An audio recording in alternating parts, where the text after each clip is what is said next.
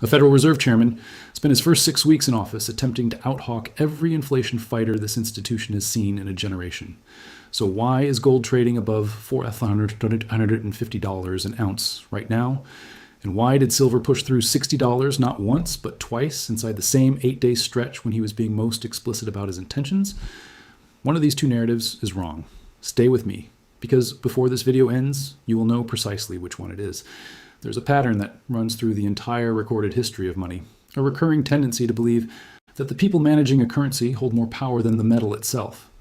The Lydians discovered this when they stamped a king's portrait on the earliest coins ever produced, as though institutional authority alone could anchor a currency's purchasing power indefinitely. Rome made the same calculation right up until its emperors began quietly removing silver from the denarius to finance military campaigns they could not otherwise afford. The coin kept the royal image long after it had lost the royal guarantee. This matters today because Kevin Warsh, the 17th person to chair the Federal Reserve, has spent his opening weeks in that position behaving as though he absorbed that lesson completely. And the market has spent those same weeks demonstrating that understanding a lesson and producing the expected outcome are two entirely separate things. Warsh was confirmed by the narrowest Senate margin in the history of that office, 54 votes to 45, and took the oath on May 22nd in the East Room of the White House. Within his first weeks, he did something no chairman had attempted in 14 years. He looked at the dot plot, the quarterly exercise through which every policymaker signals their rate path expectations, and he chose not to participate.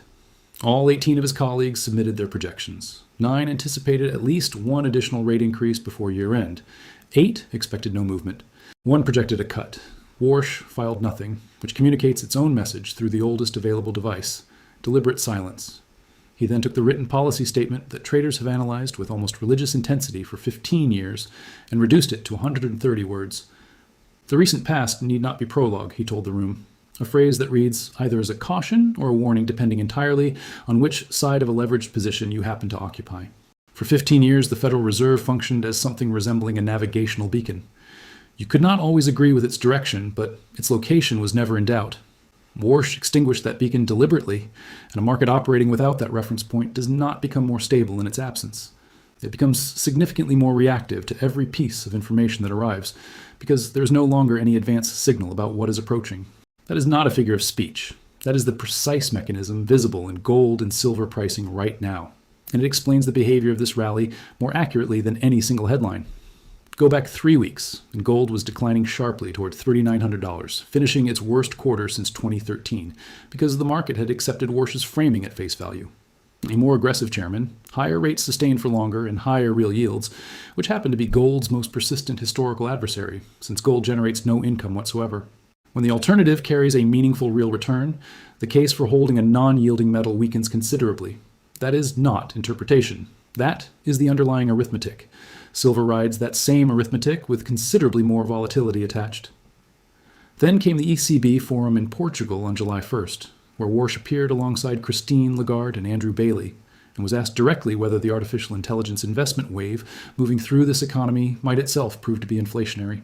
He did not reverse his position. He continued stating on the record that prices remain unacceptably elevated.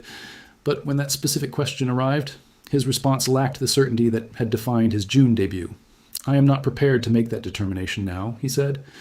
Traders who earn their living by identifying hesitation the way experienced navigators read atmospheric pressure concluded that hesitation was itself a market-moving signal. Precious metals added more than $1 trillion in combined value in the hours that followed. Consider that the opening movement.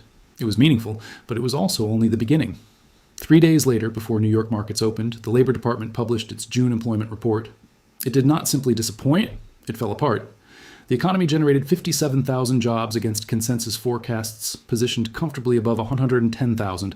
April and May were revised downward simultaneously. This was not a single unfortunate data release.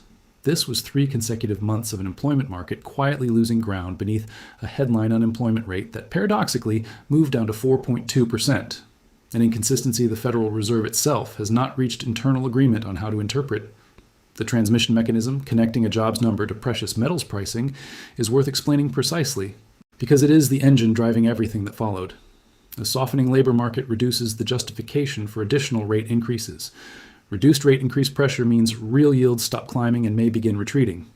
Retreating real yields reduce the opportunity cost of holding gold and silver instead of income-generating instruments.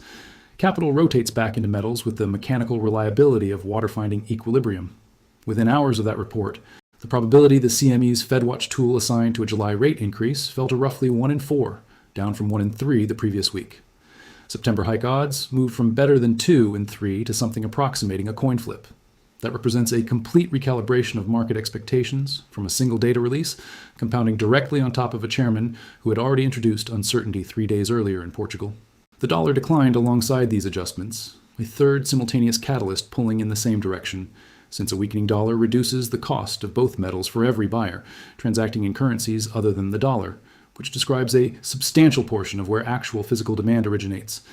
Assemble all three components together: a chairman's visible hesitation in Portugal, an employment report that fundamentally altered rate expectations, a dollar softening under the combined weight of both.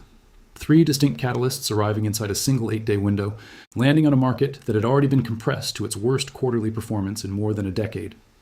That sequence is how gold moved from the upper 3,900s to above 4,250, reaching intraday levels near $4,180 during this week's trading. It is how silver, which had been consolidating in the upper 50s, broke through $60 and briefly traded above $62. Both metals recorded their strongest weekly performance in more than 5 weeks. None of this happened because any underlying condition changed. It happened because the navigational beacon went dark, and every market participant responded to the first significant wave that arrived without advance warning. But here is the detail that should genuinely give you pause, and it has no connection to Federal Reserve policy whatsoever. It is the difference in how the two metals actually moved during this period. And that difference is not cosmetic, it is informational. Gold has functioned as a monetary asset almost exclusively throughout recorded history. It has been accumulated in vaults and treasuries across 4 millennia for the straightforward reason that it does nothing, deteriorates into nothing, and reports to no government, which is precisely why governments have maintained a complicated relationship with it. Silver has never had access to that singular identity. It carries a dual obligation. It is expected to function as a monetary safe haven and as an industrial input simultaneously, sometimes within the same trading session, which is an unusual burden for any asset to carry. That duality is exactly why silver's response to this week's catalysts was substantially sharper than gold's move. When silver outperforms gold by that margin during a week defined by macroeconomic repricing, that is no longer a story about interest rates alone. That is solar panel manufacturers, electric vehicle component suppliers, and defense contractors moving into a market they believe is approaching tighter delivery conditions, for reasons that have nothing to do with Kevin Warsh's communication choices. That is no longer a story about interest rates alone. That is solar panel manufacturers, electric vehicle component suppliers, and defense contractors moving into a market they believe is approaching tighter delivery conditions, for reasons that have nothing to do with Kevin Warsh's communication choices. That is no longer a story about interest rates alone. That is solar panel manufacturers, electric vehicle component suppliers, and defense contractors moving into a market they believe is approaching tighter delivery conditions, for reasons that have nothing to do with Kevin Warsh's communication choices. Now, the figure that demands accuracy, because a significant portion of content covering this market is circulating a number that is simply incorrect. You have likely encountered the claim that COMEX registered silver, the deliverable metal physically present in approved vaults, stands near 42 million ounces. That figure has been passing through recycled financial content for weeks, and it understates the verified number by approximately half. The actual figure drawn from CME Group's own warehouse reporting, as of early July, shows registered silver closer to 93 million ounces. The detail carrying more significance than the headline number is this: that figure has been climbing, not declining. Registered stocks were positioned between 82 and 87 million ounces in mid-June. They have since rebuilt above 90 million.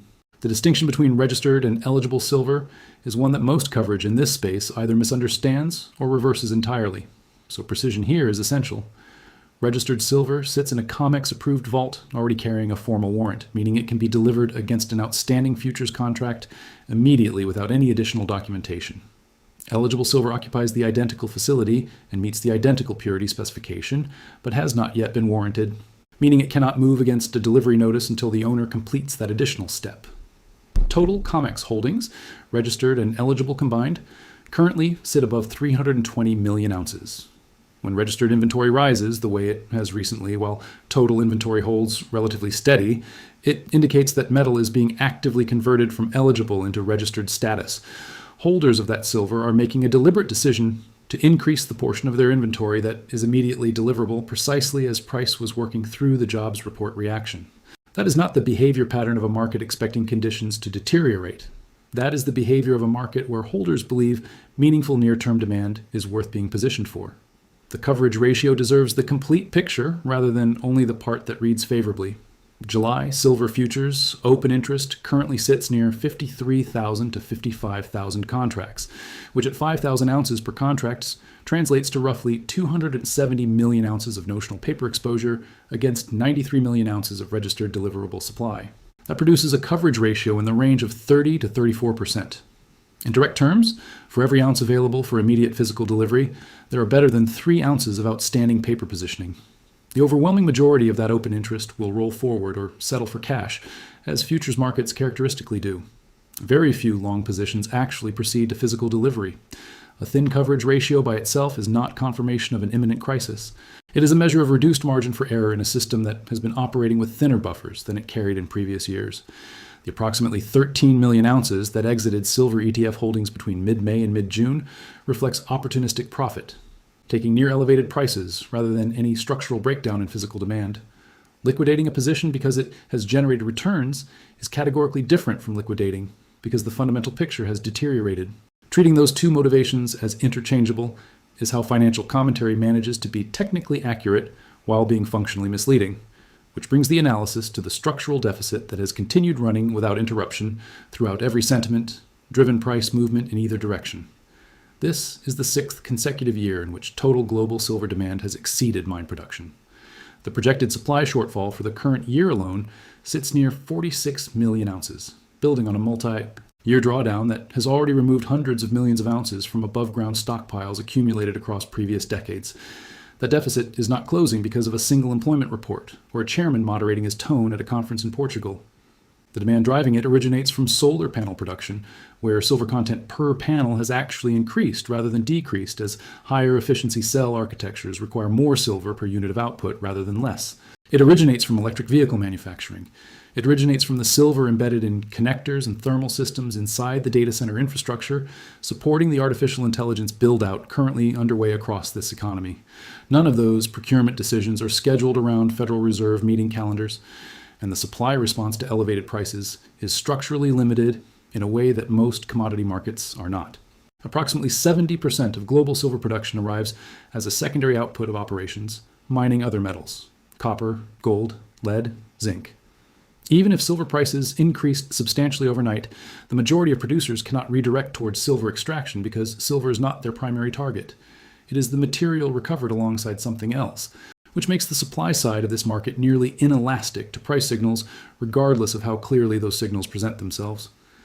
That structural reality is precisely why the price compression into the mid-50s 2 weeks ago should concern anyone who sold into it. Nothing about the underlying supply and demand balance changed during that decline. Solar installation schedules did not slow. Electric vehicle production did not pause. Data center construction did not take a break to accommodate market sentiment. What shifted was sentiment alone, driven almost entirely by 1 month of hawkish positioning from one newly appointed chairman, a narrative completely detached from silver's physical supply and demand reality. And sentiment, unlike a 6-year structural deficit, is capable of reversing with considerable speed the moment an appropriate catalyst materializes. The honest bear case deserves equal space here because presenting only the favorable half of any market analysis is a disservice. A single employment report is backward-looking by definition. It describes what occurred last month, not what is assured for the months ahead. The coming FOMC minutes will reveal precisely how divided this committee actually is. 9 members oriented toward further tightening against a small number of holds and 1 isolated vote for easing. If subsequent data prints run hotter than anticipated, a meaningful portion of this rate cut repricing reverses quickly, and both metals can return a significant share of recent gains with similar speed. Warsh has not withdrawn his statement that prices remain too elevated. He reiterated it in Portugal within the same remarks that introduced uncertainty about artificial intelligence's inflationary implications. And because this chairman has been explicit that forward guidance is not a tool he intends to deploy, every incoming data release now carries disproportionate influence over market direction, with no institutional communication smoothing the reaction in either direction. That dynamic accelerated this rally. It is equally capable of accelerating a reversal if the data shifts. There's also a separate risk front that has emerged with no connection to employment data or monetary policy. Silver has pulled back below $60 this morning, and gold has eased from its recent peak as renewed strikes on shipping in the Strait of Hormuz and additional American military action against Iranian targets have placed the interim peace arrangement under serious pressure. Oil is moving higher on these developments, introducing inflationary pressure through an entirely independent channel. A new Fed chairman, operating without a communications framework and an active military conflict without a negotiated resolution, are currently pulling on this market from opposing directions, and the outcome of that tension is not yet visible. Watch that front as closely as you monitor Federal Reserve communications, because a geopolitical supply shock can override a soft employment report within a single trading session. The distinction that carries lasting significance beyond this week, as price action is the one between sentiment-driven movement and fundamentals-driven movement. The decline into the mid-50s was sentiment. One hawkish month from a new chairman, nothing more. This recovery is partially sentiment as well, a moderated tone in Portugal and one weak jobs number. But sitting beneath both of those moves, entirely undisturbed through all of it, is a 6-year global supply deficit and a COMEX vault system that has been quietly rebuilding its deliverable inventory rather than drawing it down, straight through the worst of the recent sell-off. That component does not reverse with next month's payroll figure, and that is the element worth retaining after this video ends and the next headline arrives to replace it.